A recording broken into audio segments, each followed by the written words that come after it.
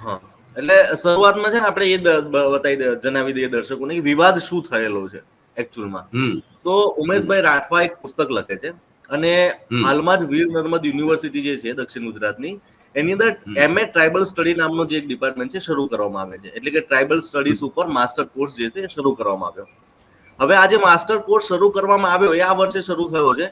એમાં જે સંદર્ભ ગ્રંથ તરીકે આ પુસ્તકને જે છે સ્થાન આપવામાં આવ્યું.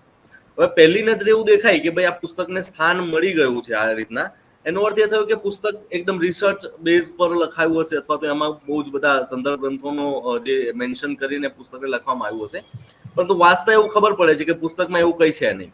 હવે ટ્રાઇબલ સ્ટડીઝ નામનું આટલું મોટું ઇનિશિયેટિવ આમ તો જો કે અગાઉ પણ કરેલું છે અનેક કોલેજોએ, પણ ગુજરાત સરકાર અને વીર નર્મદ યુનિવર્સિટી દ્વારા જ્યારે ઇનિશિયેટિવ કરવામાં આવે ત્યારે ટ્રાઇબલ સ્ટડીઝ ના નામ ઉપર મને એવું લાગે છે કે કંઈક આ તમે કહ્યું કે કલ્ચરલ કરપ્શન કરવાનો આખો પ્રયત્ન થતો હોય એવું એક લાગે.